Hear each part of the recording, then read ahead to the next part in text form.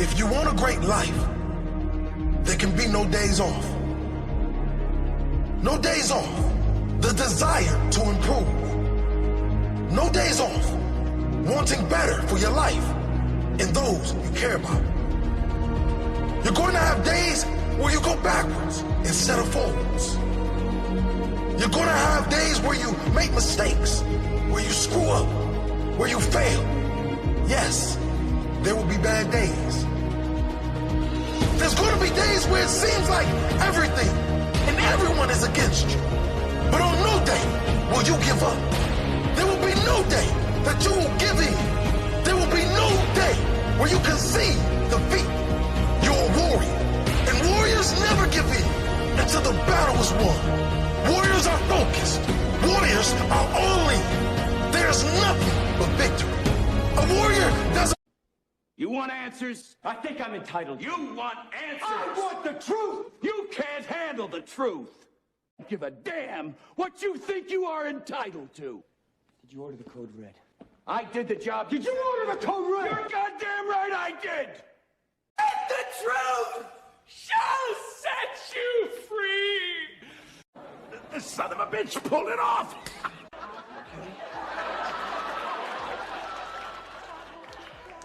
Just feel it. Let it feel it. Work it. And become it. The facts, dates, and events presented in this video are from the member's best recollection and may not be fully accurate. This video is intended for entertainment purposes only. Always consult with your local union about your rights and duties at your workplace. The opinions shared on this video are our own and do not necessarily represent my employer's positions, strategies, or opinions. All views shared are protected under the National Labor Relations Act.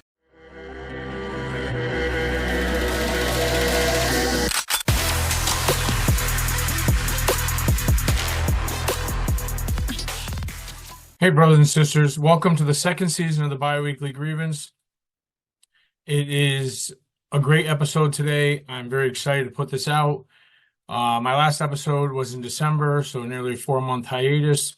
That was not planned. I did my show in December. I was ill a little bit in January, and then shortly there afterwards, I was advised to shut things down for a little bit because we were heading into negotiations for the NLRB trial that was set for late February and then postponed to April 1st. I can't think of a better way to kick off season 2. I just celebrated 1 year of this podcast. I put out 28 episodes in 9 months, or just under 9 months. So this episode is kind of a different one. This one is a little self-serving, but I think there's a lot to be learned from it, and that's why I chose to do an episode on it. For those of you who know and don't know, I have been battling UPS for a little over 2 years on a termination case.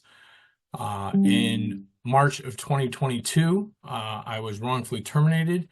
And what I'm going to do today is kind of give you a timeline as to what happened and kind of give you guys an update and also give you the goods on the package that I got in the settlement from UPS. Could have possibly gotten more if we went to court, but the agreement's good. It's solid, so I'm happy with it. So back in February of 2022, I was in the feeder department, which is tractor trailers at UPS, for those of you who are not UPS. And I got some information from members who were delivering packages in the package division that there was some shenanigans going on and some falsification of records that members were being asked to do by management. And they were uncomfortable coming out against that, as well as coming out and jeopardizing their own jobs because they feared the company, right? I mean, that's reasonable. An opportunity presented itself in late February that we were going to be cutting a feeder route and that we needed to send somebody back down to package for 6 weeks because we had some retirements coming up, so the person that was cut would be coming back. So I volunteered to take the cut rather than forcing the junior guy down so that I could go look into these allegations myself rather than putting members in harm's way. I went back to work on March 22nd in the package division after over 3 years of not delivering packages, as well as onto a route that I hadn't done in over 10 years. In fairness, UPS did ask me if I needed training. I declined the training because after delivering packages for 19 years, I knew how to drive the truck. I knew how to deliver packages. I had done the route before. You know, you're going to struggle because you haven't done it in a while. Businesses have changed and whatnot. But they could have also forced me to take the help too. So we both kind of have blame there. Anyways, on March 22nd, in 2022, I went back, and my first day was a shit show. I admit that. It was awful. Part of that was because I did not know that they had a new complete computer system, which at UPS we call the dyad. I got to work that day. Couldn't even punch into work because I had no idea how to maneuver this new computer. Even leaving the yard, when I last was a package, we had to put in our leave building time. Now it's electronically done. When you leave the yard, it automatically kicks you on road. I struggled all day, but I followed the methods, and I reported my misloads, and I called in that I was in trouble and that I was either going to miss pickups or businesses, and I did all the right things. On March 23rd, the very next day, only after one day on road, I get brought in office by Center Manager Frank Benjamin, who proceeds to ask me a few odds and end questions, the typical stuff like, do you know what the methods are? What do you do at pickups? How do you record pickups? And I didn't know where he was going with it. I figured he just had questions because it was a bad day. They did send me some help, but a little too late. They chose rather to come out and follow me all day, or the second half of my day, than to immediately send me help or come out and jump on car with me and get the work done. They took pictures of the truck, none of me. They sat in bushes across the street from a pickup and took pictures. They were trying to catch me doing something wrong. And in fact, they did not. But on March 23rd, I go in, and they then proceed to tell me that they're terminating me for falsification of records, dishonesty, stealing time, and not working in the best interest of the company. I was like, wow, all in one day? I'm like, that's crazy. There's no way I did any of that. What did I do? They refused to tell me what it is that I did wrong. They told me the accusations, but would not give me the opportunity to defend myself. And that leads me to, this is a great book. You can buy it through TDU. It's called Just Cause. It's the 7 Rules of Just Cause Termination.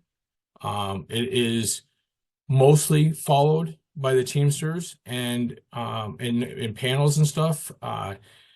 And the very first rule of the 7 Rules of Just Cause Termination is that they're supposed to complete their investigation prior to rendering discipline.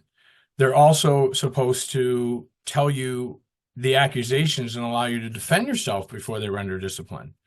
In this particular case, the center manager decided to just not follow any of that and said, that's what local level hearings are for. So I was walked off property without even being told what it is that I did. On the way out, he was behind me barking, wanted me off the building. I did not leave immediately because they had sent my truck on the road with my lunch cooler, which had my car keys in it. So I could not leave till they were able to retrieve my lunch pail and bring it back for me to go home. When he was following me out, he was barking at me, and I turned to him and said he would be lucky to have a job when this is over. Later, they added a charge of workplace violence for that sentence. Crazy. First of all, I don't have the power to fire him. Second of all, I don't know how anybody could twist that into workplace violence. About a week later, on March 31st, we had our local level hearing. Oh, and the other thing too is another book you might want to check into. Also, you can get this on TDU's website. It's called The Legal Rights of a Union Steward. This is important, especially if you have untrained stewards in your building, for them to read this. It gives you a good perspective on things. And one of the things I'm going to point out to you is a lot of stewards don't understand this, but when they're in the office supporting you and defending you against accusations and stuff, they're not subordinates of the supervisor. They are considered a peer in that setting, meaning they can't threaten the steward that you need to go back to work and I'm ending this meeting, right? They're not a subordinate. They can't say, if you don't go back to work, I'm going to write you up for insubordination. The steward has the right to finish the conversation, has the right to object to a thing. And that protection has even extended as far as, say, the steward raises his voice and gets aggravated and upset in that defense. It is still not insubordination. I would not recommend that. There's an easier way to get supervision than to become unruly. But those protections are pretty severe. So it's another book I would highly recommend you guys check out. So anyways, they wouldn't tell my steward what I did wrong, nothing. So at the local level hearing, they then proceeded to tell me what they were accusing me of. And it was all very petty, first of all. They accused me of falsification of records over a pickup stop where I recorded that I picked up 40 pieces and the end of day from the warehouse recorded 37 pieces. So they said I falsified records over 3 packages, which is dumb in the first place because it does nothing for me to write 3 extra packages. Each package you pick up is a microsecond. It's not even, it would not change my over allowance or anything. So there was zero reason for me to do that. Now, had I put in 400 packages to make myself look better, my time look better, that would be, a little more feasible, but 3 packages. But furthermore, it just simply wasn't true. There was 37 packages on the end of day from the warehouse, but this place frequently sends out prepaid letters. So there was 3 prepaid letters as well, equaling 40 packages. I asked them where my scan report was that showed all the barcodes I scanned because even though they tell you not to, I highly suggest on top of the end of day, if there are extra packages, you should scan them. If it's an RS, you scan it under the RS portion. If it's a prepaid envelope, don't just take it, scan it, right? I mean, and put in, because otherwise this saved me, right? Because this showed eventually that when we got the report that there was in fact 40 packages. They then accused me of duplicating stops to pad my stop count.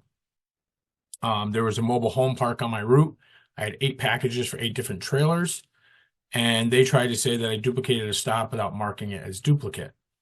I asked them, how do you say that? And they said, well, look at, they showed me the 8 stops, and they said, well, look at stop 3 and stop 6 or whatever it was. And I'm like, yeah, it's the same name. I said, but one's trailer 6, one's trailer 61. I said, first of all, how do you know it's not father and son living in the same trailer park? Because I'm sure that's common. Second of all, maybe the shipper screwed up on the delivery. Maybe they meant to put 61 on both and only put 6 on one, or accidentally hit a 1 and put 61. It was supposed to be both going to 6. I don't know. But I said, where's the GPS records that would show that I didn't go back to any trailers, that I drove around the park and made those deliveries and left?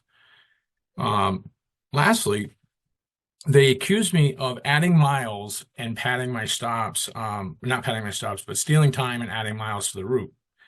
They said that I went to 7 different places, performed no work, and then proceeded on. And it was very confused by the way they were describing this. And, we asked several questions as to what they meant by that. By the way, they would not provide us with the addresses of these 7 stops, so it would be easier to figure it out. They just told us that I added miles and stole time, like 25 minutes and 7 stops. Well, it turns out I have a military base on that route that I was covering. And if you've ever delivered to a military base, they make you stop at the security gate, open up the doors and the hood. They go around with mirrors and sometimes dogs, and they check the vehicle. And if they feel you're secure, they let you go in. Well, I go to that base twice. So that's what they were saying, is that you stop, shut off the engine, you don't perform any work, and then you move on, which is exactly what happens at that gate. So that was 2 of the 7 times, although they would never tell us. Then it was left 5 stops. So we racked our brain, and I'm like, oh, wait a minute. There's 5 ghost pickups on this route. And I don't know what the term is, but I call it ghost pickups. There was this giant warehouse on my route. It's so big that you can't walk it off. And there's all these businesses with different entrances on it. And so I went around the building checking, because the 5 pickups the names were not listed on the kiosk telling me that those businesses were even there anymore.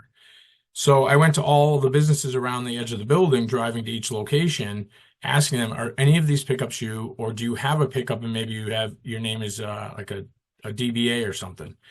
And no such pickups existed. So I never recorded the stops, because why would I stop complete pickups that don't exist? So there was the other 5. So there's the 7 stops, but they would never give us the information as to where that was, not once ever in the entire process. So they upheld my termination even after I defended each and every one of them, and I requested 3 reports that would clearly show that what they were accusing me of was false. They proceeded to ask me, okay, well, can we have your cell phone records for the day? I said, no way. Like, why would I do that?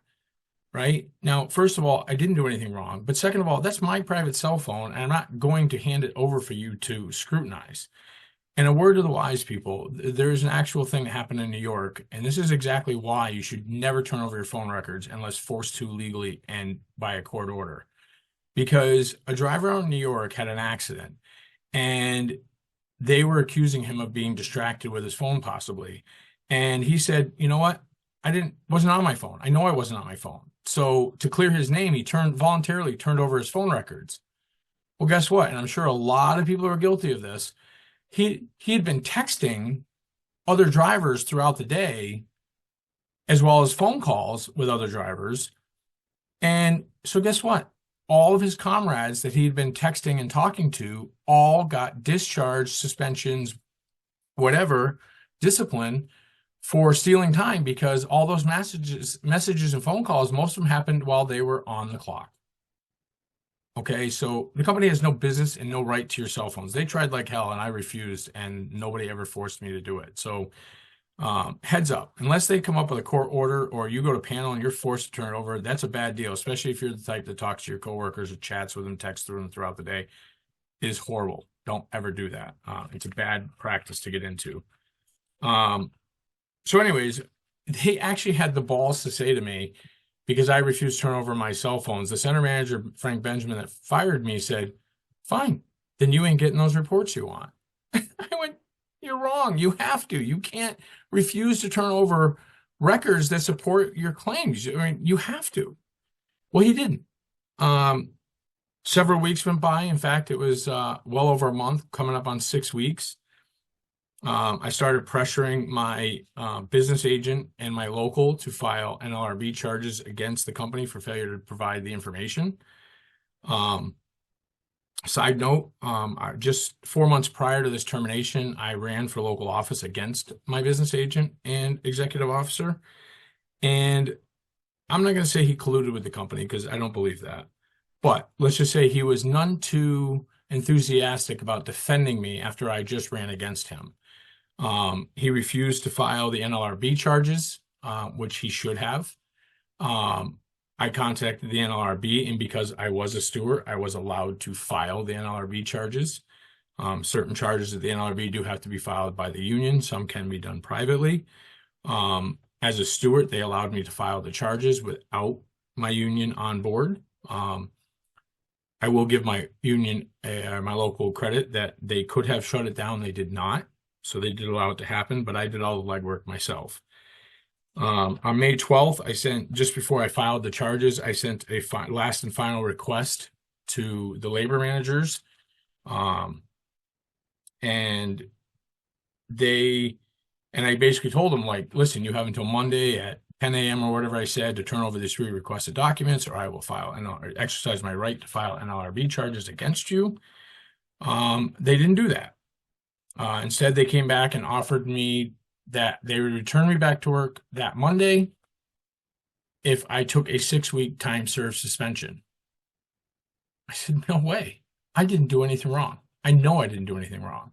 I'm not going to take a 6-week suspension, which I understand some members take suspensions that they don't really need to take because they don't want to be out of work and they need the money. Maybe they're paycheck to paycheck, whatever. But there was zero chance I was going to take a 6-week time served suspension just to go back to work when I did nothing wrong.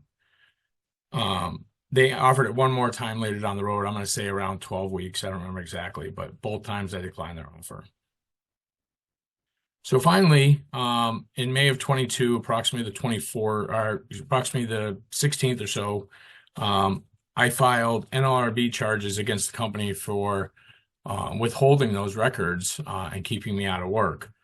On May 24th, the NLRB initially sent out their initial letter to the company with a list of demands and my concerns.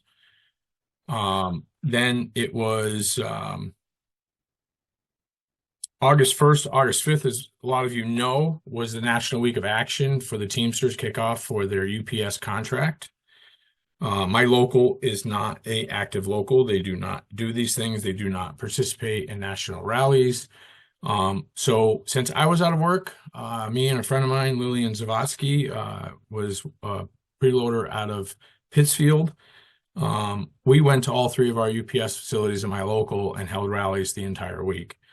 It was great. The drivers seemed to like it. We got a lot of information out, raised some awareness. I even got the local media to come out and cover the last day of the week when we had our final push. So it was great. So my email to the labor before I filed the charges went to Paul Meehan, which has since come out that he used a former cop in Connecticut, and from my understanding was a dirty cop, and now he's a labor manager at UPS. Funny how this company seems to hire the worst of the worst. Matt Dindursky is the division manager that signed off on my termination and held me out for 11 months wrongfully. Joan Shea is the labor manager who kept me out of work. She could have ended it at any time. She chose to sign on with their bad behavior. Frank Benjamin had been caught in the past falsifying records. So the whole falsifying record thing wasn't too far off key. As a matter of fact, my local's Secretary Treasurer, Jay Osowski, back when he was in the building as a steward, it was brought to his attention that Frank Benjamin's staff used a dyad that was signed in under the steward's name to falsify records. I think they were putting them in as bad addresses or something to avoid having missed packages. And Jay handled it, although never filed a grievance or did anything formal about it. I would have done that because you need to get that stuff on the record. If you have that kind of information about what management is doing, you need to put that on the record. That's not okay to ignore that stuff. So August 1st, August 5th was the National Week of Action. Had a great week. Then mid-August, the NLRB finally received 2 of the 3 reports that I had requested from the company. The first one cleared me of the falsification of records over the packages because the records, in fact, showed 37 picked up pieces from the end of day plus 3 prepaid packages that I had scanned. So that was taken off the table. The second thing was the GPS report, which showed that, in fact, I went to the trailer park and delivered to 8 different trailers. That I never backtracked or duplicated a stop. So that left the 7 stops, 25 minutes of stealing time, adding miles, which they absolutely refused to turn over the report. They told the NLRB that report was no longer available, that it was only in the system for 30 days, which they essentially meant that they destroyed evidence because we had electronic records showing that we meaning my local and I, had requested at least 5 times in the first 30 days for those reports. So failure to turn them over and allowing them to expire was essentially destroying evidence. They did not want to turn them over because they knew that I was right on all counts and they would have looked stupid. So I thought it would be over, right? If they don't have it to give to me to defend myself, they also don't have it to prove that I did anything wrong. Nope, not over. They're going to not only keep me out of work still, they postponed my September panel. There was no panel in October, so I was out 8 months before I saw a panel over this termination. Coming up on September 24th, I had scheduled a rally and invited Teamsters and union people from all over New England to try to have a rally in front of the building to acknowledge the fact that I had been out of work 6 months without a single thing being proven that I did wrong. And 4 days before that, on September 20th, all of a sudden there was 2 cruisers pulled up to my house, scared the crap out of my son. He didn't know why the cops were coming to the door. They served me with a harassment prevention order by Frank Benjamin. Now, first of all, I'm going to share on the screen a copy of his affidavit. Literally everything in his affidavit was my federally protected rights. He listed the fact that I filed NLRB charges against him. He listed the fact that I filed ethics complaint lines with the UPS ethics hotline. Which are all rights. He said that I came to his work 3 times the beginning of August during the week of action to harass him, when in fact I was there for a union protected concerted activity, and he failed to mention that in his affidavit. He just said I kept coming to his job harassing him. The only time I even mentioned his name was then, and this is also an NLRB right, it is illegal for your employer to videotape or spy on your union activity. So if you're having a parking lot meeting or talking with members about union activities or whatnot, it is illegal for them to record that or to sit there and spy on it, right? They don't have the right to do that. And he, in fact, came out and videotaped me at least twice, and that is illegal. So he tells this judge, and this is where I think the judge decided to side on the side of caution. He told the judge that he was putting something in his car, and then he came out of his car, and then I was in his face, scared the crap out of him, and he was in fear for his life, and he ran in the building. Well, what really happened was, on one of the last days of the week of action, put myself in a bad spot, bad move. But it was hot out. I ran out of water to drink and I needed to use the restroom. I saw a supervisor that I normally get along with and asked him. I approached the gate to see if I could use the bathroom and fill my water bottle real quick. And then realized that the supervisor, Frank Benjamin, who had fired me, was there with him also. Frank says to me, I can't let you use the bathroom, but hold on a minute. He lightly jogs into the building, retrieves 2 bottles of water and a Gatorade, comes back out shortly there afterwards, and hands them to me and says, now I need you to leave property. I said, no problem. So I turned and I left. So I told the judge what happened. I said, what he's saying is absolutely didn't happen. Well, she decided to believe him and asked him, and this is all in the transcripts, which I have, told the judge asked him, well, how close did Dan Arlin get to you? 1 foot, 2 feet, 3 feet? He says, Your Honor, he was within 1 foot of me. So I end up with a harassment prevention order issued against me for an entire year. Then on November 2nd of 2022, 8 months out of work, I have my first arbitration. And that whole harassment prevention order thing, I had to cancel that rally that I had scheduled because I would have been in violation of the order. One, because if people yelled stuff at Benjamin, it would be continued harassment. And not to mention the fact that where I normally would hold my rally would be inside of the allotted space I had to give him and not go to the facility. So I had to cancel that thing, which is a violation of my rights. So on November 2nd, we go to my first panel and in New England, we have a sitting arbitrator in all discharge cases. I don't know if my local was just still new at putting on cases or if they were intentionally trying to tank the case because of who I am and the fact that I ran against them. But they did not submit a series of evidence that they should have, stuff that would have helped our case. They just absolutely left it aside. But thankfully, the 3-member union panel, you usually have 3 from the union, 3 from the company, and a sitting arbitrator that kind of just listens in, occasionally will ask questions. And in my particular case, we all knew it was going to deadlock. There's no way the company was going to vote in favor of me, and there was no way the 3 union people were going to vote against me. So we knew it was going to go to the arbitrator.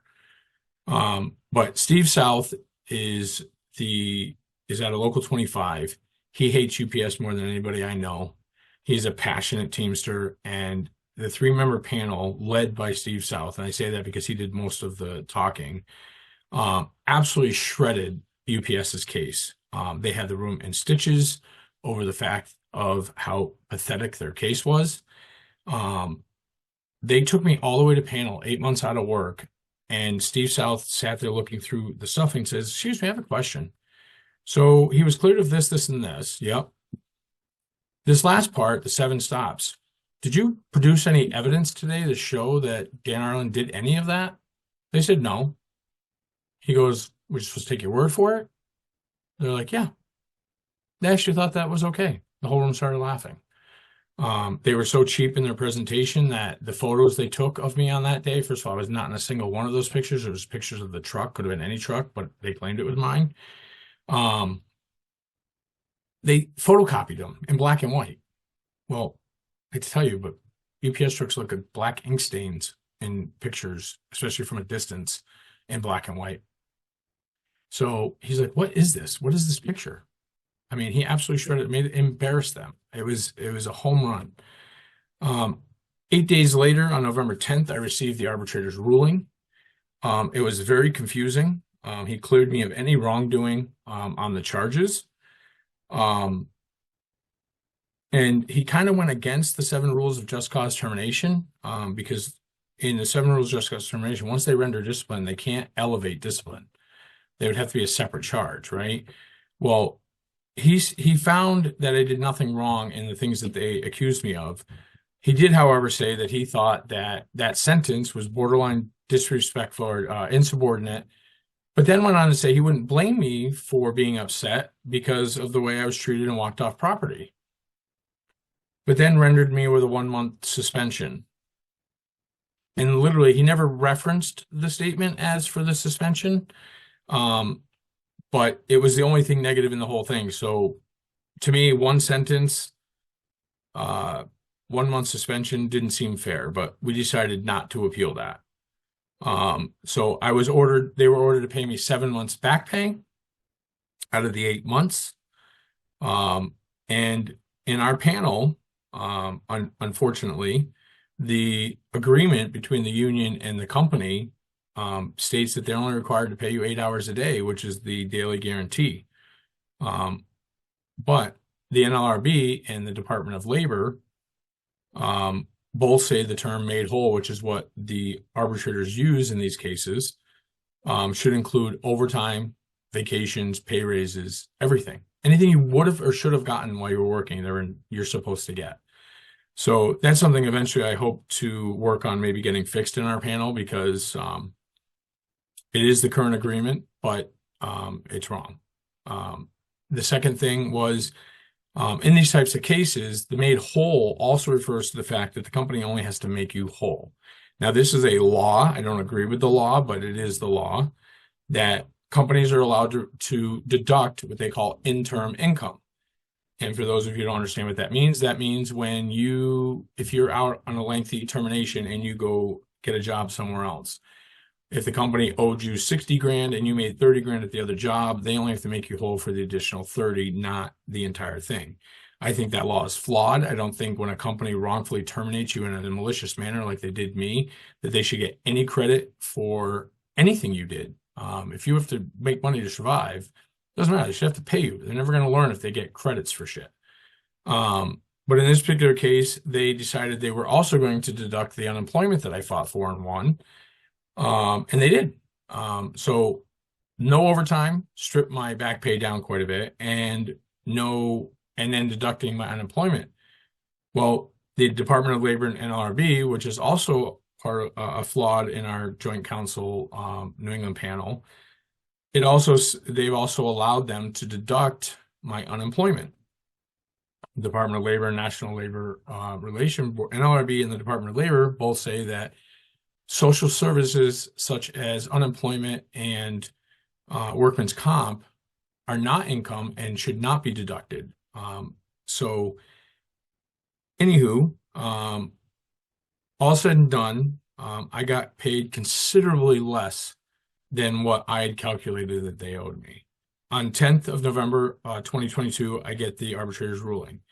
But because of the restraining order that was in effect, there was a meeting set for 4 days later on November 14th to discuss my reinstatement. my interpretation of that was to discuss how we were going to navigate this restraining order since I could not go back to the facility. It was our contention that they should move the supervisor, and obviously they weren't going to accommodate that. So we figured they were going to discuss me going to another building or whatever. There's a couple, one's a little over an hour away, one's about a half hour away, 40 minutes.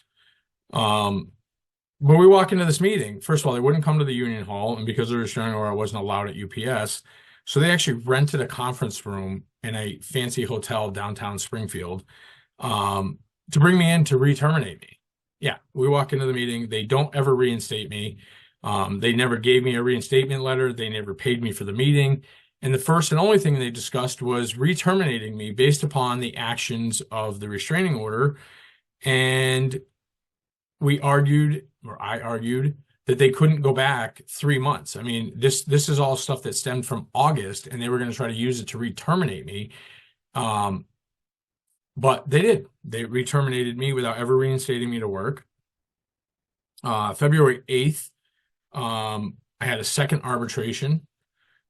This arbitrator was absolutely clear in his ruling that I did nothing wrong, and everything, he did not see any of the actions listed in that report as harassment, which the state judge ignored by ordering that harassment prevention order.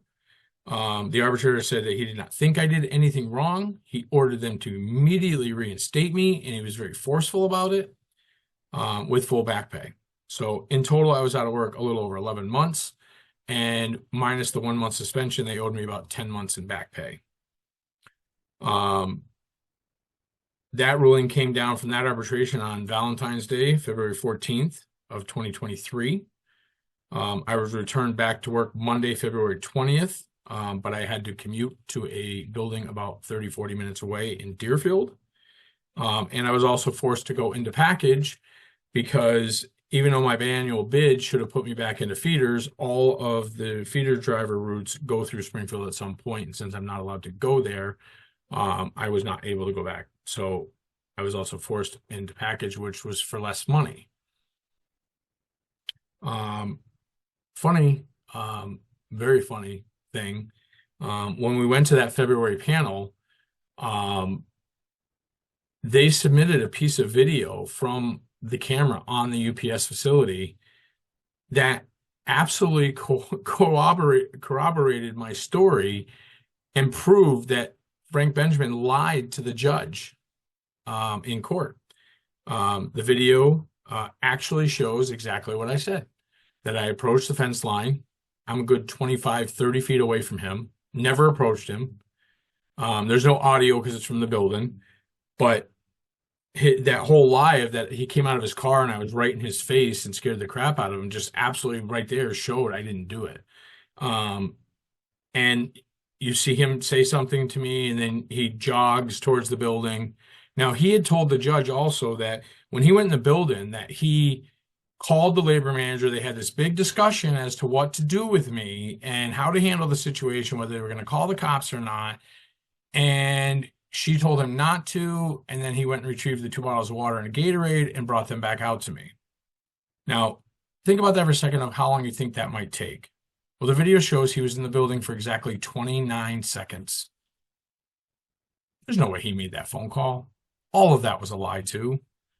I mean, 29 seconds, that's how long it would take him to go in and get 2 bottles of water and a Gatorade and walk back outside, right? And second of all, if you're in fear for your life, and once you're in a locked facility with so many rooms that you could hide anywhere in the building, why would you ever come back outside? And the video shows exactly what I said to him in court. The only time we were ever within arm lengths of each other was when he walked up to me to hand me the bottles of water and the Gatorade. And then you see me, he walks up to me, hands them to me, and you see me like a second or two later, when he told me I had to leave property, I turned and walked away, right? So it totally, so I ended up hiring an attorney. We go back to court. We were seeking to have it not only dropped, but possibly have him charged with a crime for falsifying a police report, as well as lying to the court. Unfortunately, judges don't like to go against other judges.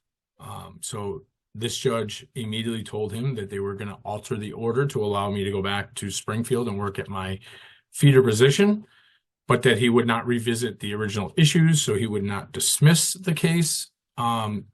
nor would they issue a charge against the supervisor, which was highly disappointing.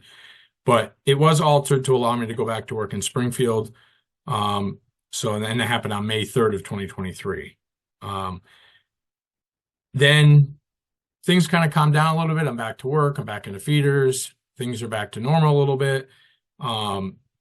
Until October 13th, which was the 1-year mark on the restraining order. I again went back to court with my attorney, fully expecting that this thing would be dropped. I never violated the order, never even came close to violating the order. As a matter of fact, they tried to have a panel with me, and I would not go to the panel in fear of being arrested because the order said I couldn't be in the same building or room with Frank Benjamin. So I went and had a motion to add language to the harassment prevention order that would allow me to go to any union function between the company and the union that had to do with my termination case to avoid a problem. So like I even went above and beyond to not have a problem. So we go and expecting this thing to be totally thing. Well, Frank Benjamin shows up and he says to the judge that he feels like I've continued to harass him the entire time, that there has been several complaints made to the UPS ethics hotline anonymously. He did not bring proof that these calls existed or that he was ever investigated for anything. Nothing. My attorney asked him, first of all, did you bring any proof of these phone calls? No. And in what way do you assume that Dan Arlin had anything to do with this? Well, I just don't. Well, aren't the calls anonymous? Yes. And this judge just accepted it, said, I'm going to extend it for another 6 months. We're like, my attorney even said to the judge, Your Honor, how is my client supposed to defend himself against anonymous phone calls to an ethics hotline? Like, that's what the hotline is for people to make complaints. But one, he brought no proof that these calls existed. Second of all, no proof that my client had anything to do with it. And I'm telling you right now, I had nothing to do with it. He also told the judge that he received threatening phone calls in the middle of the night. I do not have his cell phone number, home phone number. I don't know where he lives. I don't care where he lives. I've never, ever tried to reach this man. Even the one day I worked for him, I contacted the building. I didn't have his number to even get a hold of him. I'm above that kind of bullshit. I would never do that. So he got another 6 months of the restraining order. And so the initial charges from the NLRB were over the termination, not turning over the requested documents. In September 27th of 2022, additional charges were filed through the NLRB over the restraining order that they got against me because it prevented me from participating in my union activities. So that's also a violation of your federally protected rights. The order was, he sought the order 6 weeks after the week of action in August. But yet 90% of his affidavit was me harassing him the first week of August. Coincidentally, he got the order 4 days before a planned rally that everybody knew about. So it basically showed that the restraining order was issued to block me from having a rally, not because he was in fear of me. It was 6 weeks after that week of action that had nothing to do with him. The only time I ever uttered his name was when he came out illegally videotaping my rallies, that I said, yes, Frank, I'm still here. Still here, Frank. That's all I said to him. And I even held up a sign that said, I'm still here. That's the only time I ever uttered his name. And it wasn't in harassing. He was out there illegally videotaping me. And he tried to use that as well. Even told the judge that I said, I'm still here. And the judge took that as a harassing thing. It was pathetic. So somewhere in September of 2023, I don't remember the exact date, was when the official charges against the company were issued, and it was set for trial in February. October 30th, the two cases were combined into one case. November 13th of 2023, the company responded to the initial charges. And as you guessed it, they denied everything and acted like they did nothing wrong.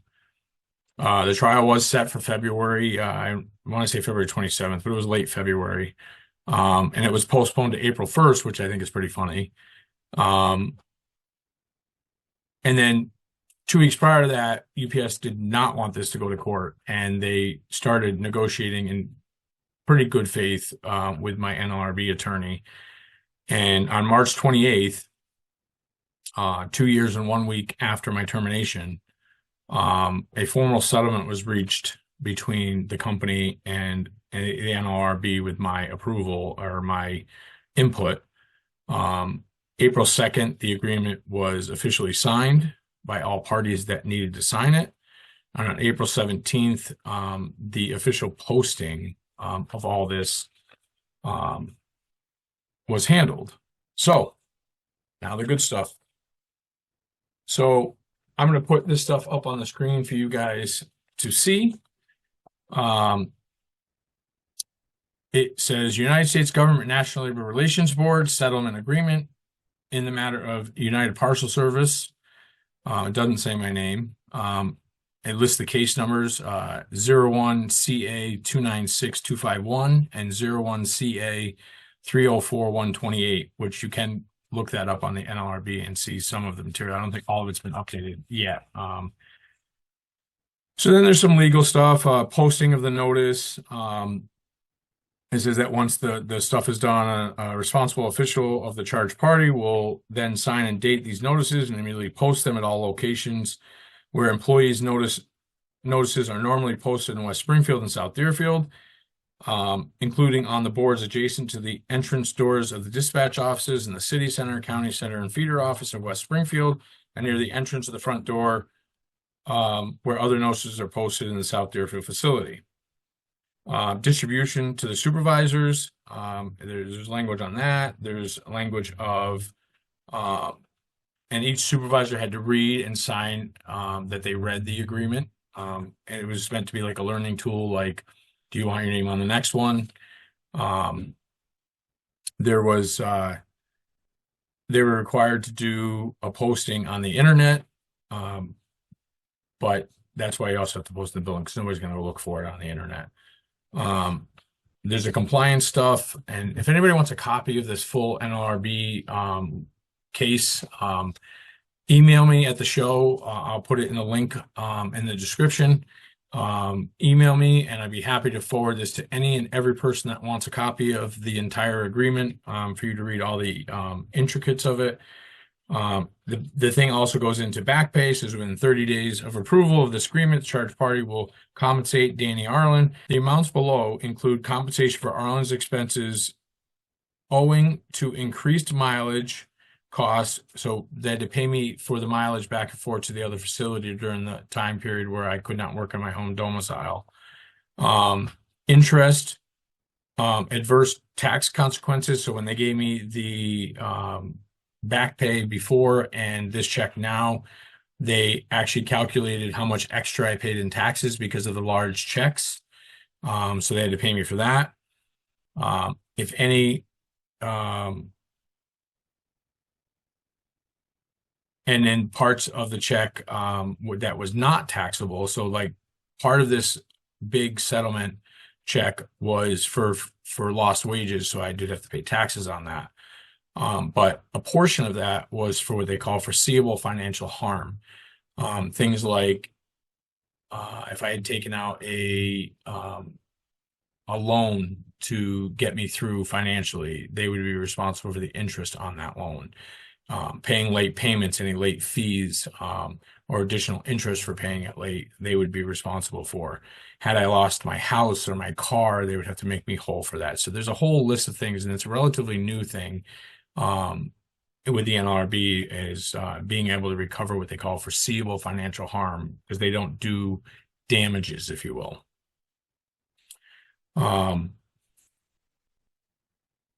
So foreseeable financial harm, interest, excess tax liability, pension, and then to make sure that they paid all of my pension credits and health credits for the 11 months I was out of work.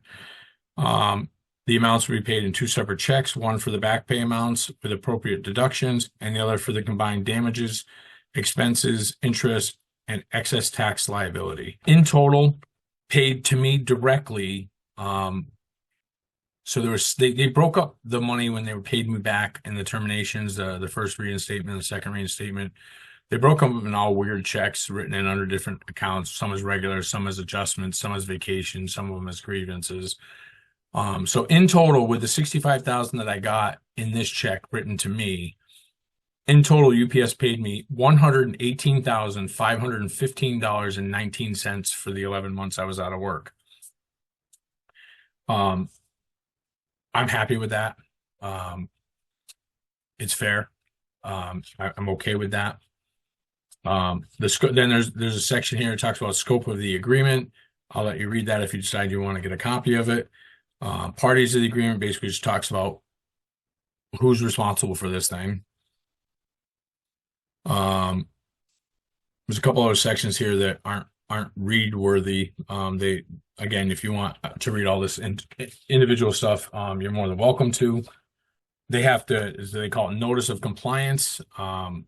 Each party to this agreement will notify the regional director in writing what steps the charged party has taken to comply with the agreement. Notification shall be given within 5 days, and again after 60 days from the date of the approval. If the charged party does not enter into this agreement, initial notice shall be given within 5 days after notification from the regional director. So it's a lot of legal jargon. So it was had to be signed for by counsel for UPS, signed on it. I signed on it. My business agent or principal officer of my local had to sign it. And then it had to go to a review panel at the NLRB where they basically just cross the T's and dot the I's. Here is the actual posting that they had to put in the building, which informs members at these two locations exactly what the company did to me. The first thing it reads is that the National Labor Relations Act gives you the right to form, join, or assist in a union, choose a representative to bargain on your behalf, act together with other employees for your benefits and protection, and that you also have the right to not engage in those protected activities, right? So it's not like you can't be forced to be in the union or to do union activities, but the company can't prevent you, right? And these are the things that UPS committed to because of their behaviors against me. We will not interfere with, restrain, or coerce you in the exercise of the above rights. We will not discharge you because you engaged in lawful, protected, concerted activities, including holding rallies about working conditions and in support of your union, which is what we and the NLRB agreed was what happened with this restraining order, right? They didn't like the fact that I held those rallies. My local did not do that. And so they were trying to quiet me. They were trying to muzzle me, and the restraining order did that. So it violated the law. We will not seek a restraining order against you because you engaged in lawful, protected, conservative activities, including holding rallies about working conditions in support of your union. We will not fail to preserve and to timely provide information that is requested by Teamsters Local 404 that is relevant and necessary for them to investigate a potential grievance on your behalf. So this settled the part about them withholding those reports and not turning them over. The standard is in a timely fashion. I would say 3 to 5 days is reasonable. If I had my way, it'd be a couple of hours because all I got to do is hit print, right? But certainly not the 6 or 7 weeks that it took where I finally filed the NLRB charges against them because they had not turned over the reports. We will not seek a reduction of back pay from an arbitration award for our failure to provide relevant necessary information requested by the union, which causes arbitration to be delayed. So this stems from, at one point, I insisted on a postponement because we were waiting for the NLRB to get these reports from the company. I was set to go to panel, I believe it was in June. I thought my principal officer was seeking a mutual postponement, but in fact, he did a union postponement, which in most panel cases it stops any back pay during that delay because you can't expect the company to pay you for your delays. And then there was no panel in July, and then it was a mutual postponement in August. So the arbitrator ruled that they didn't have to pay me for the back pay from June, July, and August because of a union postponement. But that postponement was because they wouldn't turn over the reports, and I wasn't willing to go to panel without those reports. So that takes this out of context, that if they're not providing the information, the union has the right to postpone, and they can't then claim that they don't owe you back pay during that time, right? So that cleared that up. We will take reasonable actions to ensure that your rights to engage in protected concerted union activities are not interfered with. If we reasonably believe for the basis of a harassment restraining order was obtained by any member of our management team and is based on your activities protected under Section 7 of the Act, and in no event will we transfer you, move you, or other shift position or facility to accommodate such a harassment prevention order. What this says is basically they kept claiming that the harassment prevention order was a private matter between myself and Frank Benjamin, when in fact he went into court with my entire personnel record and brought up everything that they had gigged me on in 24 years with the company. And it was horrendous. The last time I had been significantly disciplined prior to this termination in March of 22 was 15 years prior. So they had to dig deep to come up with shit, but they brought all this stuff to court and tried to make me look bad to the judge. And then, the video from the building, well, if it was a private matter, then why is he using my personnel records in court? So this basically, and this is a kind of a new federal standard, that if a supervisor takes out a restraining order against a member, and especially if it has to do with their union activities, that the company has now committed that they will not use it against the member. They won't honor it. They'll move the supervisor, not the member. So that's a huge win for not just me, but for labor in general. This is a great thing for everybody. And my case will be cited down the road, I guarantee you, in other cases that UPS has, because I'm sure this isn't the first time UPS has used this tactic. It says, we will not in any like or related manner interfere with your rights under the 7th section of the Act, which is your right to participate in your union without harassment of the company. We will make Danny Arlin whole for all losses caused by our unlawful acts. So this is where they admit that they broke the law. Danny Arlin for the losses caused by our own unlawful acts, including reducing his back pay from the arbitration award, discharging him in November of 22, and reinstating him to a different job at a different location. And we will remove all references of the discharge from his personnel files and notify him in writing that we have done so. And we will not use his November 22 discharge against him in any future decisions about his employment. Now, they've already broken this. They sent me a letter saying they removed the mentions of the November 22 termination, but they were also to remove any mention of the harassment prevention order. And when I received the letter from the company, it did not state that. So I'm trying to get that fought, because I want a letter that shows that they not only removed the termination, but they also removed any mention of the harassment prevention order. Yes, the two are kind of linked, but it's a distinction without, it has to be cleared. It has to be very clear what they did.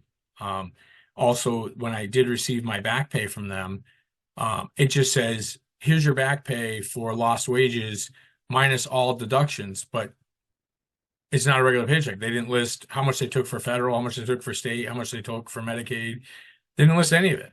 They just took a chunk of money out of my check and issued me a check. So I'm fighting that too. I'm like, well, I don't want to wait till the end of the year when I'm filing my taxes. I have to fight with these guys as to where that money went. Like, that check should have been issued with all that on it. For all I know, they're pocketing the money, right? We took it out because that's what you owed. Okay, well, where'd the money go? So holding them accountable to this is not going to be easy either. And trust me, I'm not going to let up. They are going to comply with this order, or I will take it further.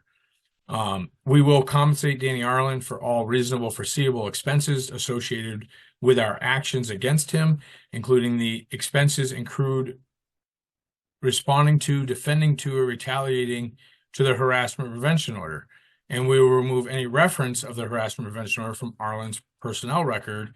And Frank Benjamin will submit a motion to the court prior to April 1st, seeking to vacate the harassment prevention order to adjourn any hearing on the order he obtained against Danny Arlin in October of 2022 and had extended on October of 23.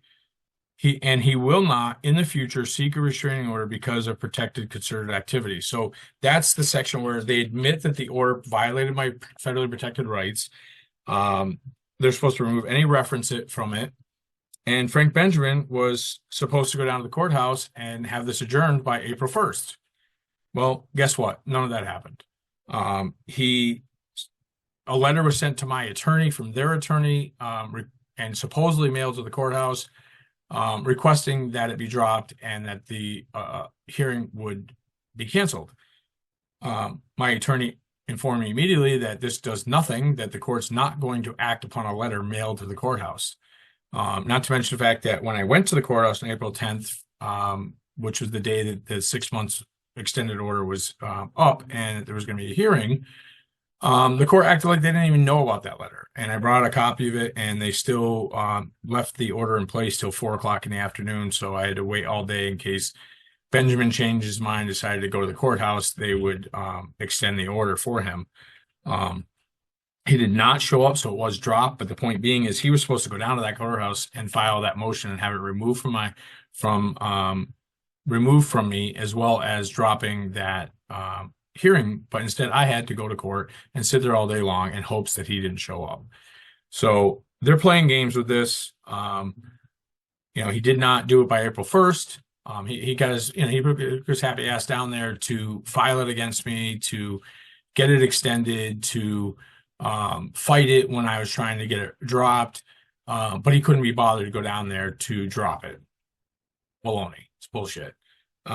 So they're playing games with this. This is far from over. I have every intention to file civil lawsuits against the company and each individual supervisor for what they did to me. This is not over by a long shot, especially if they think they're going to play games with this NLRB ruling. They agreed to do this stuff, and now they're going to play games, right? They're going to walk that line, and where they can, they're going to try to circumvent it, right? Like, I'm not even sure that they've completely posted this stuff in the building as they want to, because I'm out on workman's comp. I hurt my ankle back in September, and I had surgery in February, and I'm expected to go back to work in June. So they're playing games with all this, right? That should probably nobody. I mean, I knew they weren't just going to roll over and do the right thing here. But I'm very happy with the case. I'm very excited about the case. I'm not going to back down. I will fight each and everything that they do wrong here. And they don't understand.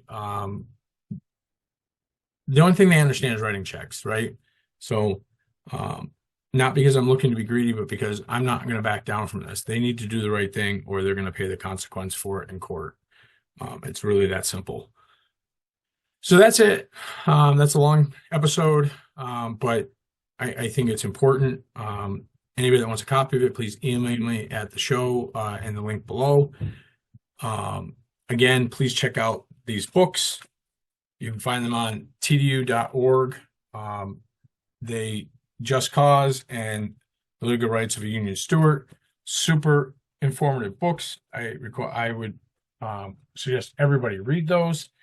Also, I would like to give a plug for my buddy Dave Roy, who wrote this book called SDN, The Upside Down World of UPS. I will give out 5 copies to the first 5 people that request a copy of this. In the comments below, all of them will be autographed books by Dave. It is Dave's personal memoir of his recollection of his time on the job. It's a fascinating read. Each chapter is its own individual story. I'll let you guess which character I am. I'm in there at least twice, with parts of my story being included in his book. I was very honored by that. So again, the first 5 people that request a copy in the comments below, I will reach out to you, get your address, and I will mail you, each and every one of you, a autographed copy of his book. It's a great read. Just want to take a quick minute to acknowledge a loss to the Teamsters at a local 135. Dustin Roach is the principal officer there. One of their feeder drivers, Sister Julie Ann Reed, just lost her life recently. My understanding it was an accident. She was completely stopped, and it was a 3-car accident, and she supposedly got rear-ended, I believe, by another semi. And she lost her life in that accident. I feel bad for each and every one of those members that knew her. Apparently, she was a great person, great smile, good heart. And I feel bad for all of them. It sucks that sometimes the danger of working at UPS is overlooked. So please, brothers and sisters, the most important stop you can make is the last one at home every day. So there's nothing that this company is worth losing your life over. This was a horrible accident, not of anybody's doing, but there's been other losses of life at UPS, heat-related fatalities. So take care of yourselves and fight the fight. Don't let this company put you in a bad spot where it ends up costing your life. It's not worth it. A couple other quick things I just want to mention real quick is I want to shout out to the UAW and Sean Fain off the backs of their big wins at the major 3 automakers, which also immediately helped a bunch of other automakers who jumped up their pay raises and stuff, the non-union companies, because, you know, with those 3 companies getting big pay raises, the rest of them were going to eventually become union if they didn't get caught up. But I came back from Labor Notes in Chicago, had a great conference out there, and we actually were all there, and many of us, TDU members as well as UAW members, were in the room while the ballots were being counted through a broadcast. And we watched those votes come in, and 73% of the VW plant in Chattanooga voted in the union overwhelmingly in the South, in a right-to-work state, which is a difficult thing to happen. And then Sean Fain jumped on a plane and came out to Labor Notes, and we had a hell of a speech by him at the closing remarks on Sunday. And it was very exciting to see him there off that fresh win. He's a real fighter and real personable, likes to talk to the rank and file and hang out. Matter of fact, he was at the TDU convention back in November, and he actually stayed in the hotel with us and was in the bar having cocktails with us. And he's real down to earth, and I applaud his efforts. And they have another big fight coming up at Mercedes-Benz, I think, another plant. They have a vote coming up in the next couple of 3 months exactly. I don't remember when.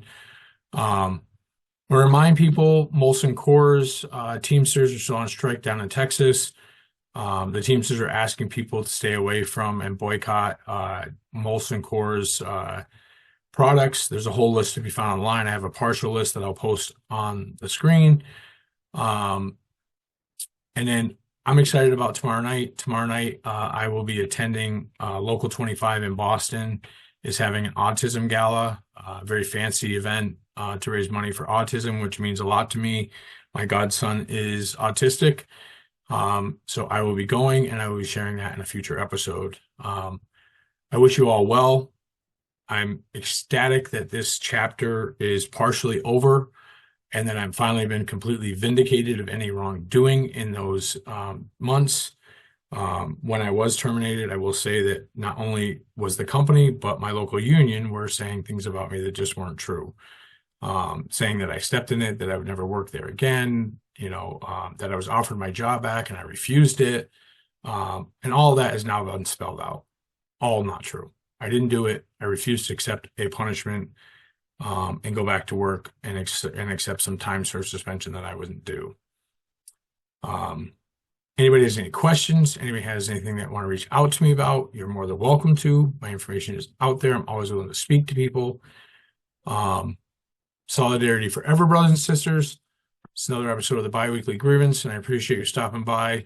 Please share this episode. I want this to get out there. I want people to know that this is happening, because this isn't, and once a case has been settled and part of the NLRB record, parts of it can be used to support other people's cases. So please, please, please get the information out. Anybody that wants a copy of it, please email me.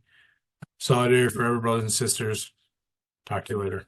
Your boss is not your friend. Your company is not your family. Don't get emotional about your job. Your boss not care about you. Your boss is only caring about making the money. When you are sick and your boss is saying, get well soon, he is saying this because he wants you to get well so you can come back and do the work to make the money. When your boss is asking, how are you? He is not asking because he actually cares. It is merely a formality. When you are sick in the bed, then he is asking, how are you feeling? What is actually going through his mind is, this asshole is laying in the bed costing me the money. When will he be coming back to the work to make the money? When your mother dies and you are taking the time off to mourn and your boss is saying, let me know if there's anything I can do. What he's actually saying is, let me know what I can do to help you cry faster so that you can come back to work and make me the money.